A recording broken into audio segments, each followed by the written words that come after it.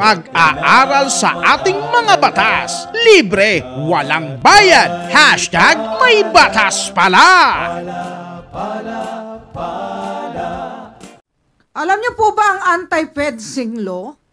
Yung pagbili ng mga nakaw, tapos ibebenta mo pa sa iba.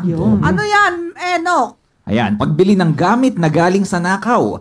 Marami sa mga kababayan natin ang nahihikayat na bumili ng mga second-hand na kagamitan. Lalo na kung ito ay mga gadgets gaya ng cellphone, laptop, mga audio devices at iba pa. Dahil sa murang halaga. Kahit alam ng ilan na ito ay galing sa nakaw, ay pinapatulan po nila ito. Ang tanong, may asunto ba kung bumili ka ng gamit na produkto ng pagnanakaw?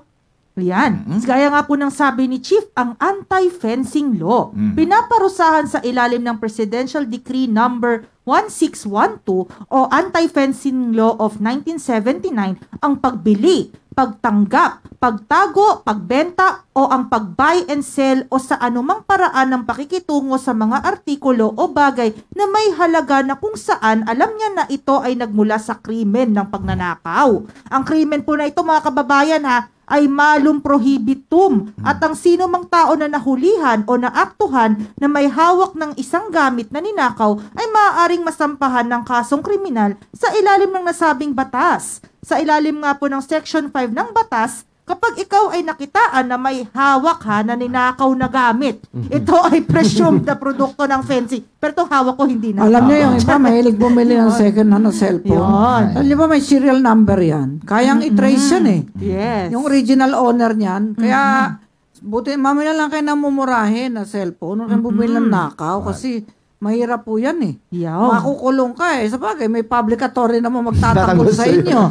Puprove pa rin namin kahit malum prohibitum yan na may good faith kayo. Pero alam nyo, siyempre, kung patatawarin kayo ng may-ari. Pero ang hirap po niyan, di ba, JC? Ano ba elemento niyan? Yes po, Chief. Ayon po sa ating Korte Suprema sa kasong Jaime Ong versus People, GR number 190475, decided on April 10, 2013, ang krimen na fencing ay may sumusunod na elemento. Una, may naganap na krimen ng pagnanakaw o robbery. Pangalawa, ang akusado na hindi mismo ang nagnakaw o kasabwat sa pagnanakaw ay bumili, tumanggap, humawak, tumago, kumuha o ibinenta ang isang bagay na produkto ng krimen ng pagnanakaw. Tignan nyo, pati pagtatago lang ng nakaw, yari ka na eh.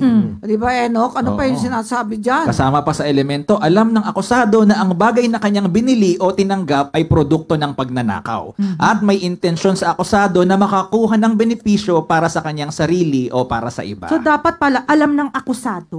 Yun, kasama sa mga elements. Okay. At ang paruso nga po dito, ano ang parusa sa anti-fencing law? May parusang prisyon mayor o pagkakakulong na 6 na taon at 1 araw hanggang 12 taon kung ang halaga ng nakaw na gamit ay lagpas sa 12,000 pesos hanggang 22,000 pesos. Depende pala sa amount. Kung lalagpas naman po sa 22,000 pesos, ang halaga ng nakaw na gamit na produkto ng fencing, nasa maximum period po ng prisyon mayor ang ipapataw na parusa na may karagdagang 1 taon sa pagkakakulong kada 10,000 pesos. Okay. So, nasa pagitan ng prisyon correctional at aresto mayor naman ang pagkakakulong kung ang produkto ng fencing ay nagkakahalaga ng 12,000 pesos at pababa. Mura pa, no? Kasi mura pa. Matagal na yung batas na yan. Yes. Pero ngayon, kung i-update yan, ako, okay, next JC, meron pang sinasabing dapat tandaan.